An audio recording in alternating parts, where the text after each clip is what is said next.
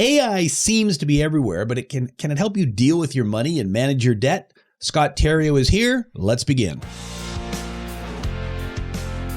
This is Debt Free in 30. Here's your host, Doug Hoyes. Scott Terrio, welcome back. How are you doing today? I'm fine. Thanks for having me back. So, and I can't remember the last time we were here in the Toronto studio, but it wasn't that long ago. No, it wasn't as big a gap as the last time. No, it wasn't a 3-year gap like we had when that event happened. Today, we want to talk about AI, and as I said in the intro, it seems to be everywhere. We're recording this in September of 2023. It's probably not airing until October. I'm not sure when it airs. But if you look at the stock market so far this year, and probably by the time this airs, the stock market will have crashed and will have all been wiped out. But for the first 8 months of this year, the big money in the stock market, AI.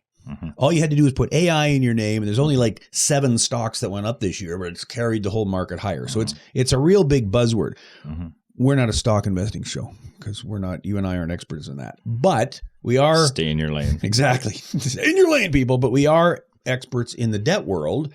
And so the logical question is, okay, so this AI thing, is it real? Is it cool? Is it going to work? And could it help me manage my debt? And, you know, what we're talking about when we say AI, artificial intelligence, it already exists. It's not like this is some new thing. It isn't new. It didn't come up yesterday. It's in fact been around for a long time. I think if you landed here from space and just watched media or consumed media, you'd think it was. It's all AI. The slant is always that, whoa, this is really hitting us because it's new and it's out there, and it isn't. No, it's been in development for decades. It's been in use for and decades. Been in use for decades, and it already exists within mobile banking apps. It's used to study our behavior, spending habits, so they can send you the right alerts. A lot of the stuff you already do and have been doing for a long time is AI based, and you might not know it. Like you said, mobile banking apps, they track your user behavior as a consumer, as a spender, as a banking client.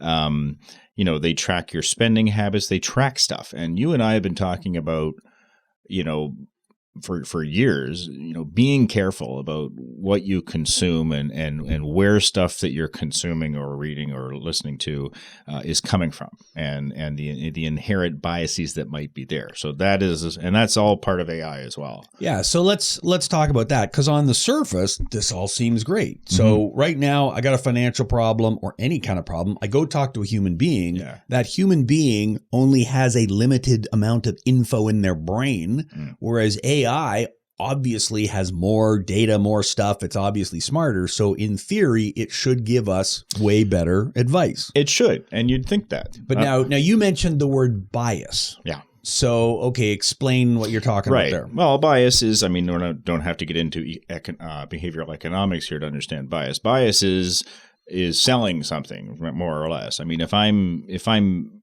giving you information about something, and I am of a certain, financial institution, or I'm selling cars, or I'm selling oil, or whatever, the information I'm trying to get from you and the information I'm trying to give you is based on what I'm ultimately trying to sell or how I'm paid. So bias really means what are the interests involved? So if I go to a Ford dealership, what kind of car do you think they're going to sell me? Not Chrysler. Exactly. Right. And if I go to Bank ABC and buy a mutual fund, it will probably be one of the funds that they sell. It will almost certainly be, yeah. It'll be their own internal product. Yeah, and so, I believe your book mentions this stuff, where it says... Great Talk on Your Money, still available as a Kindle on Amazon. Yes, sorry, go ahead. Yeah, no, it's okay. So your book mentions this, and it's getting around, busting myths, of course, where, I think people have consumed things for years and years without really thinking of what are they selling me here. This matters when it comes to financial information and financial matters, because if you end up going with some kind of financial product that someone has pitched you, you may not have gotten yourself the thing that you could have benefited from the most. Yeah, and when I go, you could have, but maybe not. But maybe not. So when I go to let's pick a different dealership, because I don't want all the car people mad. New Holland. We're not buying tractors. So I go to a John Deere dealership, something near and dear to your heart. I know that they are going to sell me a John Deere tractor. Yeah. They are not going to sell me any other brand. No. And that's the difference. I'm very well aware of what's happening. It's less mercurial and more in your face. Yeah. Right? Whereas when I go onto the computer, I don't really know that I'm going to a John Deere dealership, a Ford dealership, whatever. Yeah. So that's where the bias comes in. Now, you did an experiment. I want to talk about this. So the obvious example of AI is ChatGPT. Yeah. And which is, really simple. It's an AI thing. I think everybody it's pretty cool. It's pretty cool. You type it in. It's almost like I've used Google. it for a few things just to kind of, I don't want to spend an hour doing this. So let ChatGPT cut out most of the chaff. Yeah. And so, you and I, of course, are expert computer programmers. And so we use it all the time to edit our code. I want to know how do I write this code in this language, and boom, it'll give you the code. And it may not be completely perfect, but it's a great starting point. And it's great for things like, I need to write a cover letter for my resume and it's going to this company, and here, boom, it'll draft it out for you. So that lots of things it can do. Okay, let's talk about the world of debt then. Yeah. So tell me, and what you're going to talk about is the currently free version of ChatGPT. Yeah, exactly. And when you use it, it says, hey, this data it's in here is only up to date to like 2 years ago. So if you ask it who won the baseball game last night, it won't know. Yeah. But what you are asking it is stuff that has not changed conceptually. It's not time sensitive. Not time sensitive. Yeah. So we're not talking about the most advanced version. We're not talking about the paid version or whatever. We're talking about the one that is available to the general public. So tell me the experiment you did. So I went on to ChatGPT recently, and what I did is I wanted to approach ChatGPT as a client would approach us. So what I did is I went into our database of fairly recent filings, and I picked 3 different scenarios, no names or anything like that, obviously. 3 different scenarios that I boiled down to like a sentence, because you don't want to put a big paragraph in there because you're going to get, So, and I put each of those 3 scenarios in one sentence, summarizing the person's financial situation as though you and I would see it every day. Mm-hmm. Okay. And then, they would call us or they would meet with us. We would sit down with them. So I did this as though I was someone out there in the financial world saying, okay, I don't want to call anybody just yet to do anything. I just want to know some options. Regular what happens. Okay. And this is what our clients do anyway. So I put all 3 of them in, and I think you'll see these on the screen, but the results were 3 very different financial situations. One I think I forget the situation. You'll see it on there, but they all came back. ChatGPT came back with exactly the same answers for all 3. Okay, so is that good or bad? Well, it's bad because the answers you and I or any of our trustees in our firm or any other professionals in our firm would have given those 3 people would be different. The advice would be different. The non-insolvency or the extra insolvency advice would be different, because we don't always just say, you got to file a proposal or bankruptcy. Mm-hmm. We also have to do this and do this and do this to optimize the person's outcome. Mm-hmm. To use, I just sounded corporate. No, but wow, you're exactly right. So I gotta go and take a pill for that. We'll edit that out. So get rid of that. Optimizing corporate. So okay. So but that was what was shocking to me, is that I looked at the first one, I thought okay, and I said the second one okay, and I'm like, that was pretty different. Then I put the third one in, almost exactly the same answer. And the answers weren't necessarily wrong, or were they? They were. But they lacked nuance. Thank you. They lacked nuance, and they clearly lacked judgment. Because I don't think you can ask AI to do judgment. No. I think you have to realize what you're doing here. I mean, so it is, I think it was an exercise in limitations. So can you give an example of judgment when someone is talking to, you or me, where the computer would not be able to use judgment? Sure. So somebody, let's say you're self-employed, you have a bunch of tax debt, you are a very good roofer, excellent roofer, but you've gotten into tax trouble over the years. We see this all the time with not just roofers, but self-employed people who are very good tradespeople, but they're really bad at their books. And of course, CRA doesn't really help you with that. They just want you to do the things that you were supposed to have been trained to do magically. Yeah. That kind of situation where, okay, what should I do? So here's the set of facts I punched into GPT. with my self-employed tradesperson tax trouble thing. And it says, well, you can do a debt consolidation, you can do a proposal, a bankruptcy, you can talk to a credit counselor, whatever. Okay, it's all the same stuff, no matter what you put in there, apparently. But the issue with it is, if it's me, I'm going to ask them, okay, well, what's going on in your life too? Like, there's all these next questions that happen, and they're more holistic or subjective, I guess, but it's all based entirely on doing this a lot. Okay? Yeah, and when someone comes in to see me who's self-employed, and you're right, I've been doing this for 30 years. It's like, okay, so tell me what you do. Well, I'm a roofer. Okay, so are you still self-employed, or have you become an employee? Yeah. No, I'm still self-employed, or okay. Well, the big difference in the answer based on that. Yeah, and is your spouse working? Like, in other words, is there substantial, solid Other income in the resources. house where you could do this and this because your wife or husband are working, but if they weren't, it would change the picture entirely. So that kind of stuff, I don't think this covers. Well, and even really basic. So, okay, you got a problem with CRA. Is it because you haven't filed your taxes, or is it because you filed them and didn't do them right? Do you have an accountant? Did you used to have one? Do you have one now? How's that all working? Yeah. So I mean, the one issue here is that we could ask GPT too much, or we could ask AI too much, or ask too much of AI. But I think this kind of industry, those three results that I got from those three very different scenarios being identical, well, what would you do with that then? You'd have to call us anyway, I guess, or you have to call somebody on that list, right? So I think it doesn't preclude calling a professional. Yep. But it may narrow down your search. But in that case, I'm a little concerned that it was exactly the same answer for three very different scenarios. Well, and I'm guessing that the computer didn't read your body language.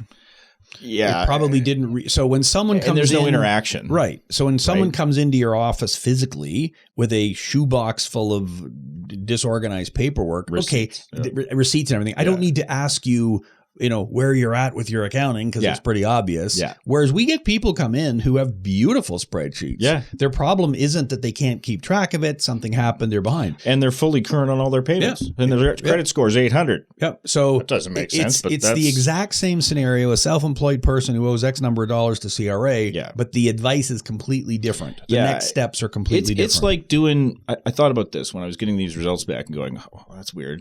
It's like doing 10 or 20 Google searches all at once. Mm-hmm. That's how I felt. Like, because if I'd have done that on a Google search, I would have got this. Then I would have done a little more digging and done this. Well, AI does the digging. Gotcha. I think. So AI gives you the 10 points instead of one search result, saves you 10 searches. Yeah. But I don't think it does much more than that. Yeah. Like at this point, and I get that AI is going to evolve and stuff, and we're all going to be, our robot overlords will take over, and you and I don't have to work anymore, I guess. But I think what it doesn't do is give you the nuance, the subtlety, the expertise of the stuff that's not on paper. Yeah. There's no judgment there.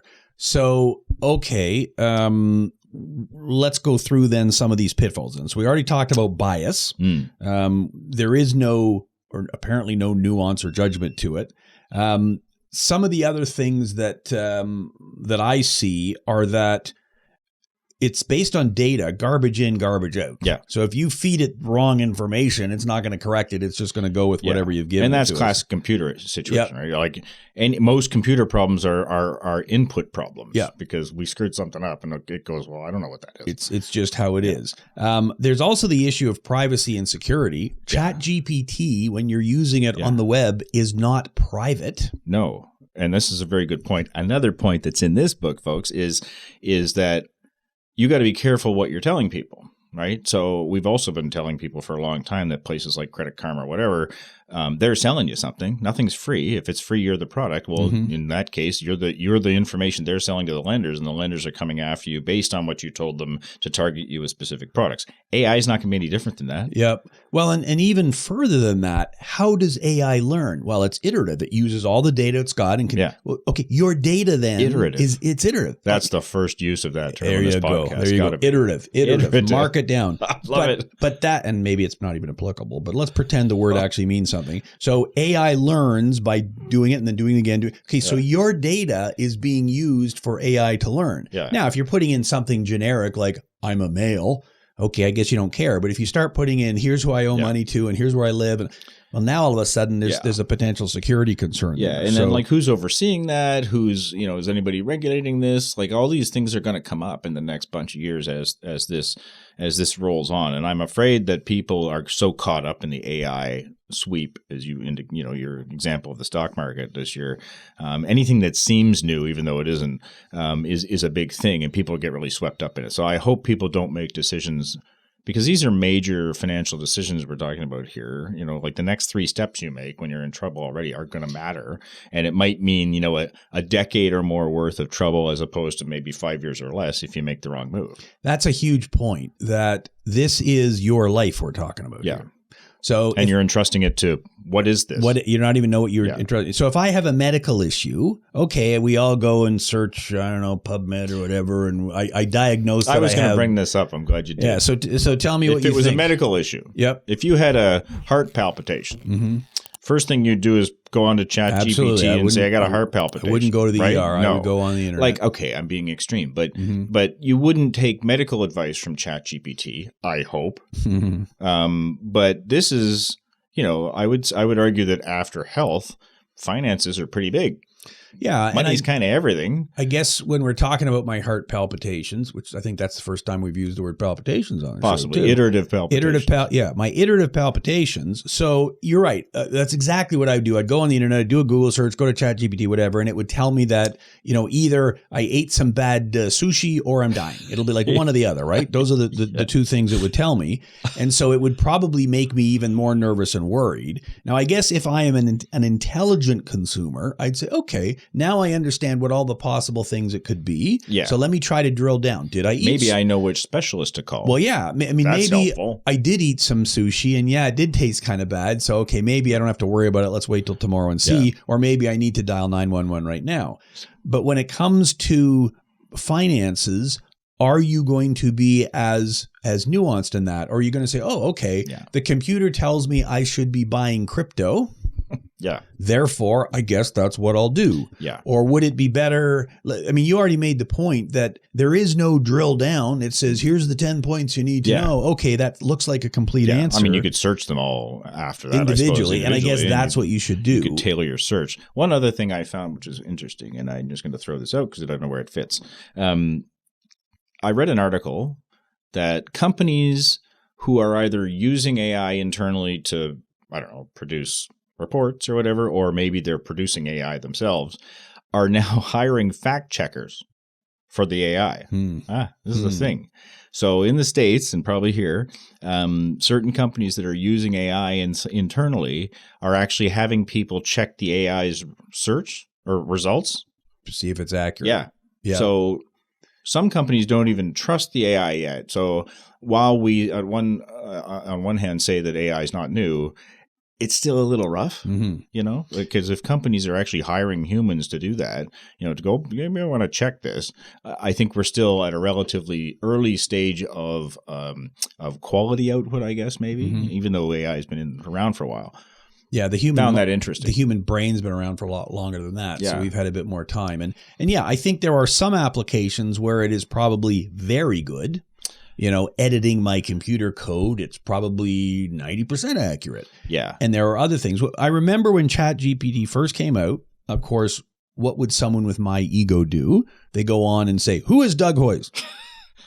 And so when I first went on, it said, oh, Doug Hoyes is a licensed insolvency trustee. He is the co-founder of Hoyes. Maybe Sean could put the results of that up on the screen too. We'll get him to do that. That might be fun. And he's the author of Straight Talking Your Money. But it also said 2 other things. It said that I am a member of the board of directors of the Kitchener-Waterloo Hospital. And Mensa. Well, that would probably be true. Oh, they're just assuming that. And it also said I was on the board of directors of the Kitchener Rangers hockey team. Neither one of those things is true. Fantastic. Neither one of these things is true. So it's like, okay. So it just made stuff up. It made stuff up. Right. And obviously there must have been somebody else. Is it possible that a Doug and a Hoyes were I think it's possible that there's somebody in Kitchener. Yeah. So our head office is in Kitchener. Oh, there's a hospital in Kitchener. Clearly they took the geography there, right? Yeah. And so then a few weeks later, I checked again, and I was no longer on the board of directors of those things. That's interesting. Huh. And then a few weeks. So did it find out that you searched it? I don't know. I mean, something changed, Gets obviously. creepier. Okay. And then I checked a few weeks later and it said, we don't know who that is. Yeah. I got wiped out. And then I, searched again and okay, now it's back to he's a licensed insolvency trustee. Yeah. So it's always interesting. And you do a lot of media appearances, as do I. It's interesting when you're behind the curtain. Yeah. Because you realize, okay, I understand how that, interview came about. I understand what every the time I get pre-questions asked for to do an interview or some kind of media interaction thing, I always go, how did they triangulate this? Right? Yeah. I see. I wrote a thing there a while ago, and or this well, or and whatever. what's their angle? Yeah, and where are they coming from? Yeah, where are they coming from? AI. Exactly. Well. Yeah. So when you're on BNN, they're usually asking about the facts. What are you seeing about this? What are you seeing about that? When you're being interviewed by perhaps a newspaper, okay, we got this story we're working on, and here's the angle. We want you to fill in that angle. Yeah. Okay, well, that's not really my angle. Yeah. And so that's how human beings are. And of course, AI is being trained by human interaction. Yeah. So it's no wonder that it's got those back biases. to interests. Mm-hmm. Yeah. I mean, the media has interests. I've had media ask me where, we want you to help us with this article we're working on, but we want it to be controversial. Mm-hmm. Yeah. So they just come out and say it. So in other words, I can't just answer the question. I have to make my answer geared towards what the discussion you're trying to generate. Whether I believe that or not. Which is fine. That's the media's job. I don't mind. And we understand. But it's interesting that they just come come out and say it. And so that explains a lot of what we're talking about here, how things come about, what interests are, what biases are. Yeah. And I think if we were to, go to the practical advice segment of the show, that would be my number one point. And that would be the same advice I would give if you're talking to a human being. Yeah. What is the bias here? Now, I think with ChatGPT as an example, you can't tell. No. You don't know what data it's used to program it. You don't know who's funding it. If you're on a bank website, okay, we understand. In fact, you can go to Hoyes.com and we have a chat box. And you can ask it questions. Yeah. And obviously, these are questions that we have provided the answers to. Yeah. So you are getting the Hoyes-Michaelis answer to those questions. Yeah. And it's along those lines. It's like when clients come to me and say, hey, I got my credit report for you. It's the one from my bank. Mm-hmm. Which is fine, but why not just go to the source? Yeah. Well, because if your bank is giving you the TransUnion report or the Equifax report, okay, that's pretty good. Is it current? Is it complete? Is it everything? There are other agencies. We're not going to mention names like Credit Karma, for example. Those are not complete, direct from the source credit reports. Yeah. And I would urge people to go on to Credit Karma like I did this morning and read what one of their people, an article that one of their people put on their site about. It's actually not on their site. It's another site. You'll see the link. But about they have a tool where it's like your roadmap. I thought, okay. And it says, check your roadmap. Well, guess what Scott did? He checked his roadmap. What's on your roadmap? My roadmap's maybe another segment. But anyway, my of more interest than my roadmap was what they said about AI. They're like, yeah, we really like AI and blah, blah, blah, blah, blah. So I would urge people to go read that. And because it was interesting to see from their perspective, again, we're back to interests, how they're looking at AI and it's not, completely objective, let's say. So nothing wrong with it. Again, just understand what you're reading and where it's from. Well, yeah. And so not to pick on Credit Karma, because there's other services that do the same thing. It's a free service. Yeah. They have to buy the information from the credit bureau, and yet they're giving it to you for free. How is that possible? Well, it's because now they have all your data. They're selling your info. Yeah. You've told them everything about yourself because you've given them access to your credit report. They know your income. They know everything, all your debts. And so now they can say, hey, by the way, Scott, we've got this product for you. Yeah. I mean, you got a fantastic credit rating. Here's a mortgage. You got here's a loan. Here's a payday, whatever. So it's not unbiased information. Yeah. And then, when people complain about, their information being out there on the, on the Ethernet. Well, then don't you let them do it. Yeah, exactly. You love this stuff, and yet you're worried about your info. And that's really what the internet is all about. I'm willing to give up some of my information so that I can get some free information. But I don't know if you should go out of your way to give it up. Is my point. Right. Like TransUnion and Equifax are credit reporting systems. They have your information regardless. Yep. You can't do anything about that. That's just how it works. There. They track how you make your payments, how much credit utilization, all that stuff. They do that. So why would you then go out of your way to give another agency, which uses their stuff anyway, people, to, now your information is out there again in another form, and it's being sent to other institutions. Yeah, and the answer is, well, it's free on my phone. Whereas with Equifax, yes, I can get my credit report once or twice a year for free. And it's a quick hit. And it tells me, I can look every day to see what my credit score is. Did it change? Whatever. It's like getting on the scale at home to check your weight 12 times a day. We could do an entire podcast on Scott's opinions on credit monitoring.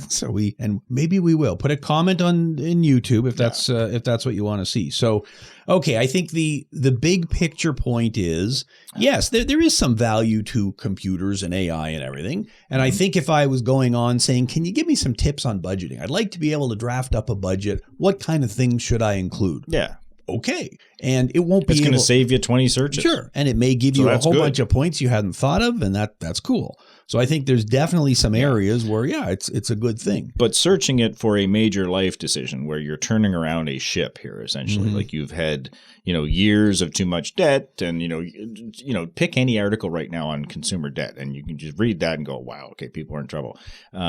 If you're trying to turn that ship around, this is not going to give you exactly where you need to go. It's going to save you a bunch of searches. I think that's great.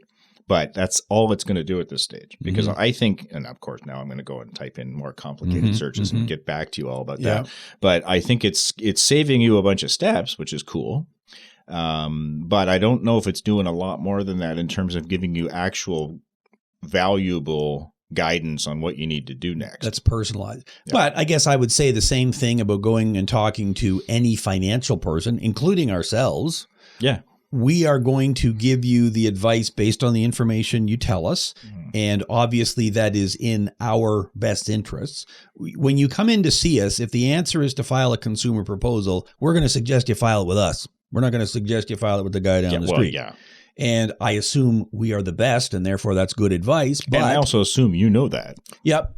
And exactly. As the client. And when you're sitting in front of us or talking to us on the phone, you can ask questions back, and you can probe, and we can probe. And I think there's a bit more to it. So yeah. And you're adding, again, you're adding elements either from our questioning, because we're experienced, or from, I also wanted to say this and this and this, and my wife got sick 2 years ago and I had to take time off, which means that my income was reduced.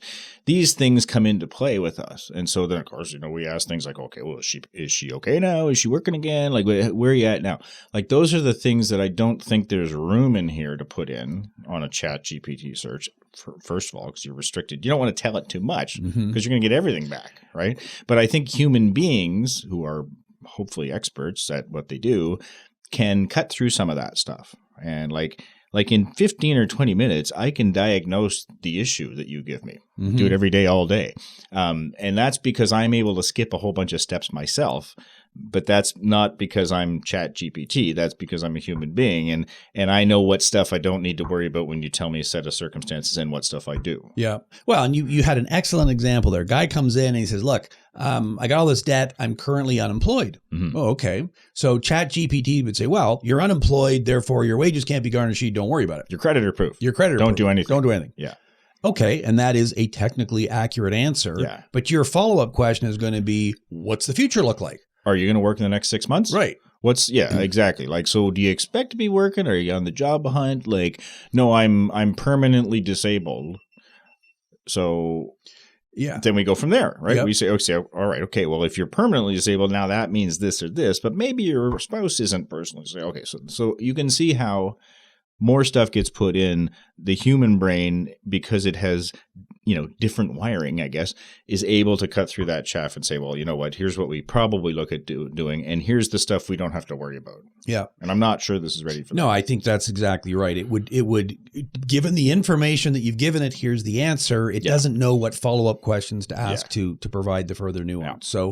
So okay, what final comments do you want to make on all of this? What's the summary? What's your takeaway? I think for everyone who's really wound up and excited about AI, just be careful what you're doing. Like, if you're searching something like this, it's great to narrow down options, obviously. It worries me that, as again, back to 3 different scenarios where it gives you the same answers. But I think what the point is, it's saying, here's the things you can do if you're in debt trouble, for example. Okay, fine. But I think what you want to do is you want to also try and get in front of maybe 1 or 2 or even 3 humans from maybe 3 different fields, or trusted advisors, preferably, because I think you want to get some human judgment in here. I think you need to get some nuance. In addition to this. This is the list that sort of generates, well, who do I call now? Okay. I don't want you to go and file something or do something just based on this list, because I think you're probably open to disaster there. You still need to talk to somebody, I think. Like, AI is not there yet. It's giving you nice results. It's saving you a bunch of searches. That's good. But I still think you need to get a bunch of human beings involved here. Yeah, exactly like if you went on the internet to get medical advice and said, oh, you should take this pill. Okay, well, I'll take it under advisement. Let's go talk to a doctor and see what I don't think you're bypassing doctors still. Yeah, exactly. Maybe it gives me some questions to ask, some further information. Yeah, and I've done that myself with medical issues where it's like, okay, why can't I hear? Okay, here's what, and that's fine, right? Because you learn a bit more, but I didn't go to medical school for 10 years and then call the doctor. I didn't take 10 years off and study it. He did, or she did. So that's where I think you need to hand your problem over to someone who's an expert in any of these fields, at the very least, is your next step. Yeah, I agree. Use it as a jumping off point, because AI and, it isn't there yet. Yeah, it's not there yet. It's got biases. It's going to give you an answer based on what you put in. If it doesn't have full information, it's not going to give you the full answer. There's obviously the privacy and security issues. And I do think the bias is potentially the biggest one, in that it's taking its programming and giving you an answer. And if it's somebody has paid for that thing to be on their website, then the results are going to be that's skewed. the other thing, is it might not just, the site you're on might not say bank as sponsor. It might be any retail or anybody selling, but those people are also looking for your information. So it doesn't have to be financial related. If you're searching financial related, it can be any product at all. When you got to think, okay, well, if they're sponsoring this, wait a minute, what's the angle here, right? Yeah.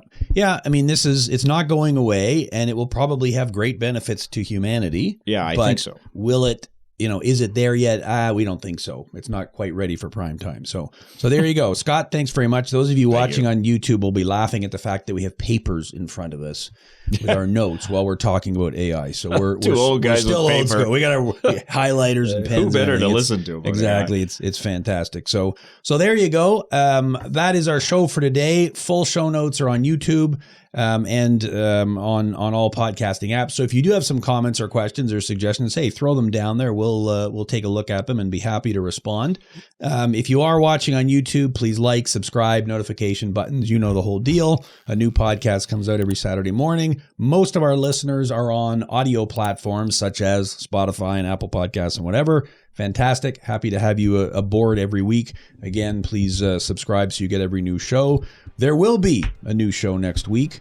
Until then, thanks for listening. For Scott Terrio, I'm Doug Hoyes. That was Debt Free in 30.